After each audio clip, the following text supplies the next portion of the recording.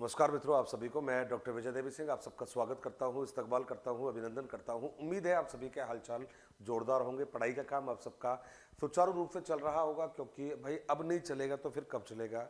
रीट देने वालों का इम्तिहान बिल्कुल सामने है, इसलिए आप सभी के मैसेजेस के अकॉर्डिंग एक टॉपिक जो आपने सजेस्ट किया उस पर आज क्लास लेकर आया हूँ। उम्मीद है आप सभी को ये क्लास हर क्लास की तरह जोरदार लगने वाली है, क्योंकि हमारा ये प्रयास रहेगा कि भाई ये जो आपकी क्लास है इसमें हम कुछ ऐसी बातें आपको बताएं जो आपकी तैयारी में नो डाउट जोरदार वाला काम करके दिखाएं। तो ये जो क्लास है हमारी, ये जो टॉपिक है हमारा, इसमें हम जिस टॉपिक को लेकर चर्चा करेंगे वो रहेगा भाई आपका सिगमंड फ्राइड। और मैं समझता हूँ कि सिगमंड फ्राइड जो है एग्जाम में हमेशा आपको प्रश्न देता रहा है। तो पहली बात तो ये है कि भाई जब आपको सिगमंड फ्राइड पढ़ना पड़ेगा तो कौन कौन सी बातें हैं जो इनके बारे में आपको जानना है। तो पहला तो ये भाई कि ऑस्ट्रिया के निवासी रहे हैं, ये इनका जो जन्म स्थान है वो ऑस्ट्रिया से माना जाता है। लेकिन इसके छोटी छोटी बातें हैं इनके बारे में जिनको एक एक करके हम देख लेते हैं। तो सबसे पहला तो भाई देखो, इनके बारे में ये कहा जाता है कि इनको मनोविश्लेषणवाद का जनक माना जाता है मित्रों। तो ये रहा भाई पहला, मनोविश्लेषणवाद का जनक आपने इनको नाम दिया है। तो पहला कोई पूछे कि भाई इनका कौन सा संप्रदाय है, तो आपका जवाब रहेगा मनोविश्लेषणवाद इनका संप्रदाय रहा है जिनके साथ इनका संबंध माना जाता है। दूसरी बात जो आपको बतानी है, कहता है साहब इस संप्रदाय की जो स्थापना है, इस संप्रदाय की स्थापना नैदानिकी के क्षेत्र में की गई है। यह आपने मेंशन किया है, नैदानिकी के क्षेत्र में की है, नैदानिकी के क्षेत्र में की गई है। भाई देखो, संप्रदाय का मतलब होता है विचारधारा, आपको ध्यान रखना है। सेकंड आपने कहा है कि भाई इन्हें याद रखिएगा, फ्राइड को मनोविज्ञान का पितामह कहा जा सकता है। फ्राइड को मनोविज्ञान का पितामह कहा जा सकता है। तो ये हमने दूसरा नाम दे दिया है, मनोविज्ञान का पितामह कहा जा सकता है। ये इनके बारे में दूसरी बात आपने ध्यान में रखनी है कि भाई इनको दादाजी कहा जा सकता है इनके योगदान के कारण। सेकंड बात ध्यान रखिएगा, कहते साहब ये जीवन के बाद में ये लंदन चले गए, लंदन गए जहां पर इनका संग्रहालय भी है, म्यूजियम भी है भाई। अब संग्रहालय तो क्या है, देखो भाई इनका जो घर था उसी को ब्रिटिश गवर्नमेंट के द्वारा म्यूजियम बना दिया गया है। ये हमने इनके बारे में एक और जो छोटी सी बात है वो हमने जोड़ी है। अब देखिएगा भाई, जब हम बात करेंगे इनके बारे में तो मैं शॉर्ट में इनको आपको समझाने वाला हूँ। तो जब भी आपको फ्राइड के बारे में बातें ध्यान में रखनी है तो देखिए, फ्राइड का जो भी योगदान है उसको बहुत छोटे तरीके से हम समझने वाले हैं, क्योंकि एग्ज़ाम जो है वो नज़दीक है। और मैं नहीं समझता कि भाई एग्ज़ाम से पहले अब कुछ बहुत ज़्यादा हमें पढ़ने या रटने की आवश्यकता है। तो ये बिल्कुल ठीक बात नहीं है। अब टू द पॉइंट बातें समझ ली जाए, और जब हम टू द पॉइंट बातों को समझेंगे तो भाई देखो, एक बात तो हमें इनके बारे में ये जाननी है कि सिगमंड फ्राइड के द्वारा हमें एक संप्रदाय दिया है, और वो सबसे पहले आपने कहा है इन्होंने स्थलाकृति के आधार पर मन को हमें समझाया है। ध्यान रखना, स्थलाकृति के आधार पर मन को आपको समझाया है। और मन के इन्होंने कितने प्रकार बताए हैं मित्र, तो सबसे पहले बताया है चेतन मन इन्होंने बताया है। दूसरा जो बताया है मित्र, आपको ध्यान रखना है, और ये रहेगा अचेतन मन रहेगा, ये सेकंड हो गया है। और उसके बाद में इन्होंने थर्ड बताया है आपको, और वो है आपका अवचेतन, जिसको आप चाहो तो अर्धचेतन भी कह सकते हो। ये आपने तीन बताए हैं। अब इसमें आपको ये ध्यान रखना है, छोटी सी बात है, कोई बड़ी बात नहीं है मित्र। ये है भाई आपका मन का छोटा भाग है, ये मन का छोटा। अब कितना छोटा है भाई, तो 1/10 भाग है ये आपने कहा है। दूसरा कहा है मस्तिष्क, आप इसको मन कहिएगा, मन नहीं कहना चाहो तो भाई माइंड कह देना, आप ध्यान रखना, माइंड भी आप कह सकते हो। इसको भी आपने कहा है मस्तिष्क का, ध्यान रखना है भाई, मस्तिष्क का बड़ा भाग कहा है आपने, और बड़ा भाग का मतलब हो गया ये वाला हो गया है, तो भाई ये बड़ा भाग हो गया है। ध्यान रखिएगा, जो चेतन मन है उसको वस्तु स्थिति का ज्ञान होता है, ये मस्तिष्क की जागृत अवस्था होती है। मैं लिख देता हूँ यहाँ पर, ये लिख दिया है आपका मन की जागृत अवस्था होती है। ये जो है आपका मस्तिष्क की शांत अवस्था होती है, ये दोनों के मध्य की स्थिति होती है मित्र, दोनों के मध्य की स्थिति होती है। ये इनके बारे में छोटा सा परिचय हुआ है।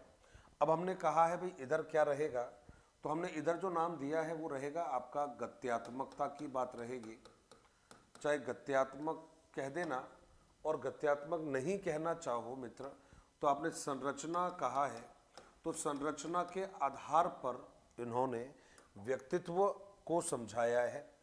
किसको समझाया मित्र, तो आपका आंसर रहेगा व्यक्तित्व को समझाया है। अब व्यक्तित्व में क्या कहा इन्होंने, तो पहला बता दिया है इड कहा है।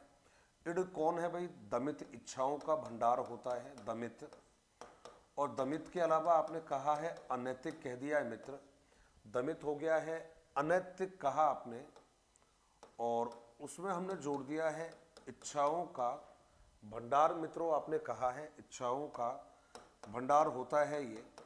सेकंड जो नाम है आपका उसमें इड कहा आपने, और इड में हमने केवल इतना कहा है कि साहब ये व्यवहार का सामाजिक कार्यपालक है, ये व्यवहार का सामाजिक आपने कहा है, सामाजिक कार्यपालक है मित्रों, ये हमने यहाँ पर नाम ऐड किया है।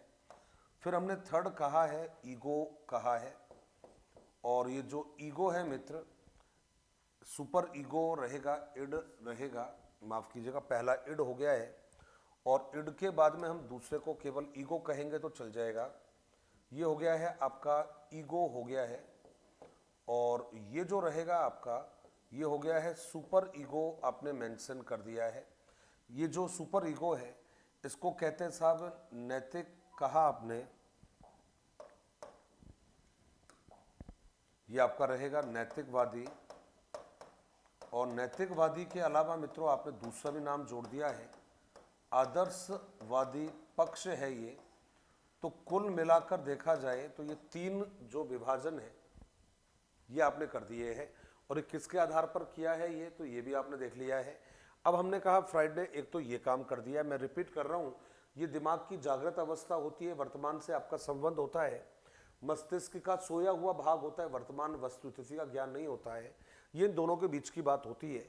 इसकी प्रबलता के कारण बच्चा जो है, छोटे बच्चों में प्रबलता होती है, वो अनैतिक बन जाता है, जिद्दी होता है, गलत काम करता है, चोरी करेगा, झूठ बोलेगा, ईगो इसको रोकने का प्रयास करेगा। सुपर ईगो नैतिकवादी है, आदर्शवादी है, हमेशा आदर्शों की बात करता है। उसके बाद में हमने जवाब दिया भाई थर्ड इनके बारे में, और ये इन्होंने क्या किया, आपको मनोलैंगिक विकास बताया है मित्र। कई बार एग्जाम में प्रश्न पूछ लिया जाता है कि ये जो मनोलैंगिक विकास है इसका जो कॉन्सेप्ट है ये किसके द्वारा दिया है, तो भाई देखो ये सिगमंड फ्राइड के द्वारा दिया है। इन्होंने क्या किया कि भाई देखो सबसे पहले आपको मुखावस्था कहा है, जिसको आपने ओरल स्टेज कहा है मित्र, ओरल स्टेज आपने नाम दे दिया है। सेकंड जो रहेगा वो आपने गुदावस्था कहा है मित्र, एनल स्टेज इसको आपने नाम दे दिया है, तो ये एनल स्टेज है। देखो भाई ज़्यादा इनके बारे में नहीं पूछेगा एग्जाम में, वो डायरेक्टली पूछेगा आपसे। नेक्स्ट रहेगा लैंगिक अवस्था कहा है आपने, लैंगिकावस्था, और जो लैंगिकावस्था है इसको आपने नाम दे दिया है फॉलिक कहा है, ये फॉलिक स्टेज हो गया है। अगला जो रहेगा आपका ये शांत अवस्था हो गया है, और मित्र इसको लेटेंसी स्टेज कहा है आपने, ये लेटेंसी स्टेज कह दिया है। फिर जो लास्ट रहेगा आपका इसको आपने कहा है जननेंद्रिय स्टेज कहा है, जननेंद्रियावस्था, और इसको आपने जो नाम दिया है ये रहेगा जेनेटिकल स्टेज रहेगा आपका। ये कुल मिलाकर आपने इनका स्टेजेस आपने बता दिया है। अब समय को लेकर बात करोगे मित्र, ये रहेगा जन्म से लेकर 1.5 वर्ष तक का समय रहेगा। ये रहेगा आपका 1.5 से लेकर, जी हाँ, 3 वर्ष तक का समय रहेगा। थर्ड वाले में मित्रों यदि बात करोगे तो ये रहेगा 3 से लेकर 6 वर्ष तक का समय है। ये हो गया 6 वर्ष से लेकर 12 वर्ष तक का समय है। और ये रहेगा 12 यानी 13 वर्ष के बाद का समय रहेगा। तो ये इन्होंने मनोलैंगिक विकास की बात कही है मित्र। अगला जो आंसर रहेगा, क्योंकि मैं इनकी ज़्यादा कहता ना कि इनके बारे में कोई ज़्यादा बात नहीं करनी मेरे को, अब तुरंत सारी बातें एग्जाम ओरिएंटेड ही करनी है जहाँ से आपको प्रश्न मिले। इसके अलावा मित्रों जब इसको हम पढ़ते हैं तो इन्होंने क्या किया भाई, कुछ ग्रंथियों की बात की है हमसे। और जब हम बात करते हैं ग्रंथियों के बारे में तो देखिएगा 2 तरह की जो ग्रंथियां हैं उनके नाम इन्होंने हमें बताए हैं। अब ये 2 तरह की जो ग्रंथियां हैं ये कौन कौन सी इन्होंने बताई है, तो पहला जो है ये होती है भाई ऑडिपस, इन्होंने बताई है। और ऑडिपस के अलावा मित्रों सेकंड जो बताई है वो इलेक्ट्रा बताई है। तो ऑडिपस को यदि आप मात्र ग्रंथि कहोगे तो बिल्कुल भी गलत नहीं है मित्र, और यदि आप इसको पितृ ग्रंथि कहोगे तब भी कोई दिक्कत नहीं है। अब आपने कहा सर ऐसा क्यों है, तो भाई देखो पहली वाली जो ऑडिपस है इसका संबंध होता है लड़कों के साथ में, और इसका जो संबंध है वो लड़कियों से पाया जाता है। अब कहता है कि साहब माँ के प्रति लगाव होता है मित्र, माँ के प्रति लगाव होता है लड़कों का, और जो लड़की होती है उनका पिता से लगाव होता है मेरे मित्र, इतना कहा है मैंने।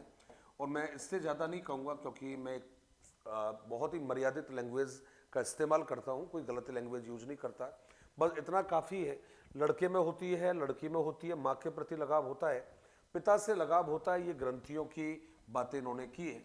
इसके अलावा मित्रों जब हम थोड़ा सा आगे बढ़ते हैं तो इन भाई साहब ने कुछ दुश्चिंताएं आपको बताई है। दुश्चिंताएं इन्होंने बताई है जिनको आप चाहो तो जी हाँ मनोरचनाएं आप बता सकते हो, ये इन्होंने कुछ आपको बताई है। और ये जो मनोरचनाएं हैं इनको 3 भाग इन्होंने बताए हैं। पहला जो रहेगा मित्र उसको आपने नाम दिया है, और ये होती है वास्तविक दुश्चिंता, इन्होंने बताई है। वास्तविक दुश्चिंता का मतलब है अभी बहुत तेज से बारिश हो रही है और बारिश के कारण मुझे भीगने का डर रहेगा, वास्तविक दुश्चिंता। सामने कीचड़ है, डर लग रहा है कि मैं गंदा ना हो जाऊं, सामने सांप को देखा कहीं मुझे काट नहीं ले, ये वास्तविक दुश्चिंता होती है। सेकंड जो रहेगा इसको हमने नाम दिया है तंत्रिका तापी दुश्चिंता, और तंत्रिका, जी हाँ, ये आपने सेकंड वाला नाम दे दिया है। और इसको हमने आंसर दिया भाई, इसको ठीक कर देता हूँ दुश्चिंता को, ये थोड़ा सा आप बाद में कहोगे सर आपने ठीक से नहीं लिखा है। ये देखो भाई इस तरह से हमने यहाँ पर मेंशन कर दिया है। तो यहाँ पर तंत्रिका तापी में क्या रहेगा, कहते हैं हमारे इड के कारण, कई बार इड के जो भाव होते हैं वो जब चेतन में आ जाते हैं उसकी वजह से हम कई बार परेशान हो जाते हैं। और फिर थर्ड रहेगा आपका, और ये रहेगा नैतिकतावादी, नैतिकतावादी दुश्चिंता। और कई बार क्या रहता है हमारे जो ईगो है उसे डर लगता है कि भाई सुपर ईगो उसे दंडित नहीं कर दे, उसे आपने क्या कहा है, नैतिकतावादी दुश्चिंता। तो इस व्यक्ति ने 3 प्रकार की दुश्चिंताएं बताई है। वास्तविक होती है, तंत्रिका तापी का मतलब इड में कोई ऐसा भाव उत्पन्न हो जाए, चेतन में आ जाए जिससे आपको डर लगने लग जाए। और नैतिकवादी का कई बार ईगो को डर लगता है कि भाई सुपर ईगो मुझे डांट नहीं दे, अहम को डर लगता है मुझे परा अहम नहीं डांटते, उसे आपने नैतिकतावादी दुश्चिंता कहा है। मित्रों इन्होंने हमें कुछ विधियां बताई है। अब ये जो विधियां इन्होंने बताई है मित्र ये कौन कौन सी है, तो 3-4 नाम आपको यहाँ पर ध्यान रखने हैं।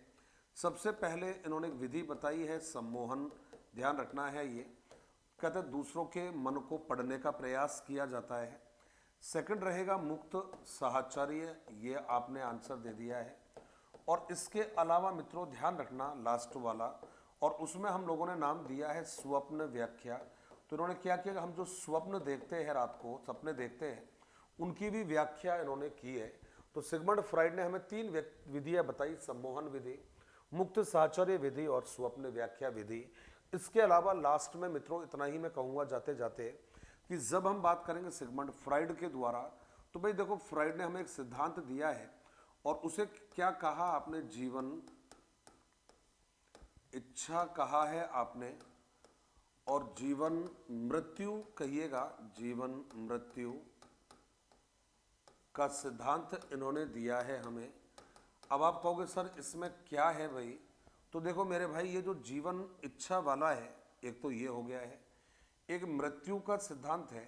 तो जीवन इच्छा है मेरे भाई, इसको हम इरोज कहते हैं, और ये जो थैनोटस है यानी मृत्यु है, इसको हमने नाम दिया है थैनोटस कहा है। अब इतना जरूर ध्यान रखिएगा कि ये कल्याणकारी होता है मित्र, कल्याणकारी होता है, और यदि इसकी बात करोगे तो ये विध्वंसकारी होता है। ये देखो इनके बीच में एक डिफरेंस होता है। इसके वजह से भाई व्यक्ति जो है वो आशावादी, ध्यान रखना, आशावादी और सकारात्मकता, सकारात्मकता और जन कल्याण की बात करता है, भलाई की बात करता है मित्रों, जिसमें ये वाली भाव आ जाती है। और इसमें जो व्यक्ति रहेगा वो निराशावादी होता है मेरे भाई। निराशावादी के अलावा ये नकारात्मक बन जाता है, और नकारात्मक की तरफ जो है आपने इसमें कहा है कि सर ये नुकसान की बात करता है, विध्वंस की बात करता है, क्षति की बात करता है। ये इन्होंने आपको 2 बातें और बताई है। और इसके अलावा मित्रों यदि बात करें तो अब हमने क्या कहा भाई, कुछ शब्दावली इन्होंने बताई है, कुछ वर्ड्स इन्होंने यूज किए हैं। कौन कौन से किया है, तो देखो भाई पहला जो नाम इन्होंने आपको बताया है ये रहेगा लिविडो रहेगा मित्र। अब जो लिविडो है ये हम किसे कहते हैं, तो कहते हैं साहब देखो ये बात करें मानसिक ऊर्जा या मानसिक शक्ति, जो कामेच्छा कह दीजिएगा, जो कामेच्छा कहा है आपने, का भाव रखती है, का भाव रखती है, ये आपके इसका जवाब हुआ है। सेकंड आपने कहा भाई लिविडो के अलावा मित्रों ये हो गया है आपका नार्सिसिज्म होता है। और ये जो नार्सिसिज्म होता है मित्र, इसी को कहा है, कहता है आत्ममोह कहा है मित्र, आत्ममोह, स्वमोह भी आप इसको कह सकते हो। और इसमें हमने एक बात कही है, इस भाव का जो संबंध है ये शैशवावस्था से पाया जाता है, और इसकी जो प्रबलता है मित्र वो किशोरावस्था में भी देखी जाती है। तो ये कुछ शब्दावली जो थी ये आपने देखी है। अब छोटी छोटी बातें हैं, मैं बात नहीं करूँगा, जैसे कि हमने केवल इतना कहा है आप लोगों से कि भाई ये कहा है और मस्तिष्क की जागृत अवस्था, मस्तिष्क की यदि जागृत अवस्था पूछोगे मित्र, क्योंकि जो पढ़ लिया है आपने, तो मस्तिष्क की जो जागृत अवस्था होती है उसे हम चेतन कहते हैं मित्र। और दूसरा जवाब है आपका, कहते हैं मस्तिष्क की शांत अवस्था कह दीजिएगा। तो उसमें हमारा जो नाम रहेगा वो हम कहते हैं अचेतन को कहते हैं, ये एक आपने कहा है। और कहते हैं साहब स्मृतियों का अभाव रहता है इसमें, है ना भाई, स्मृतियों का अभाव रहता है, स्मृतियों का अभाव देखने को मिलेगा। तो ये कुछ बातें हैं जिनको आपने ध्यान दिया है। और अब जो लास्ट में बातें याद रखनी है वो एक ही बात है, कौन सी वाली, कहते साहब सिगमंड फ्राइड का नाम रहेगा। सिगमंड फ्राइड को प्रक्षेपी विधियों का जनक माना जाता है, प्रक्षेपी विधियों का जनक माना जाता है मित्रों, जनक माना जाता है, ये पहली बात है। दूसरा मित्रों आपने आंसर दिया है कि भाई इनके शिष्य,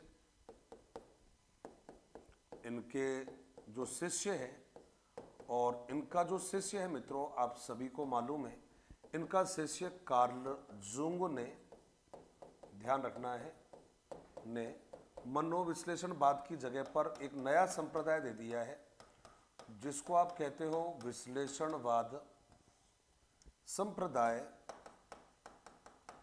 का विकास किया है, संप्रदाय का विकास किया। और लास्ट जो बातें मित्रों आप सभी को ध्यान रखनी है, कहते हैं साहब फ्राइड के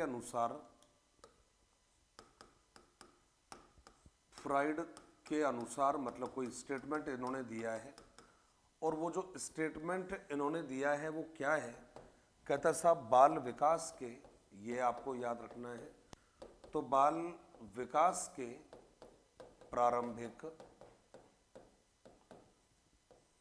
4-5 वर्ष महत्वपूर्ण होते हैं मित्र, महत्वपूर्ण होते हैं। ये इन्होंने कुछ विचार, कुछ ओपिनियन अपने दिए हैं। मैं मेरे तमाम साथियों से इतना कहना चाहूँगा, भाई मैंने इस टॉपिक में कहीं भी कुछ अननेसेसरी बातें नहीं की है, मैंने कुछ ज़्यादा इसको चीज़ों को खींचने का प्रयास नहीं किया है, केवल to the point exam oriented बात की है। वो सब बातें आपको पता होनी चाहिए जो सिगमंड फ्रॉइड नामक टॉपिक में पढ़ी जाती है, या आपको आनी चाहिए। कौन कौन सी बातें जो इस टॉपिक से पूछी जाती है, उन सबको मैंने इस छोटे से वीडियो के माध्यम से आप सभी के सामने रखा है, क्योंकि परीक्षा के दिन है, मजाक का समय रहता नहीं है। ऑफलाइन क्लासेज में आप काफ़ी मजाक कर लेते हो इस तरह की, इसलिए टू द पॉइंट पढ़ाई की है। उम्मीद है ये वीडियो आपको पसंद आया होगा, समझ में आया होगा। ध्यान से इसको रिवीजन करिएगा, कमेंट करते रहिएगा, पसंद करते रहिएगा, सब्सक्राइब करते रहिएगा। जी हाँ, क्लास के बारे में अपने फ्रेंड्स के साथ चर्चा करते रहिएगा, क्योंकि आपका प्यार, आपका साथ ही मेरा ताकत है, और इसी ताकत के साथ हम लोग आगे बढ़ते रहेंगे, और जो आपकी प्रॉब्लम्स है उनको सॉल्यूशन करते रहेंगे। तो भूलना मत कमेंट करना। धन्यवाद। जय हिंद, जय भारत।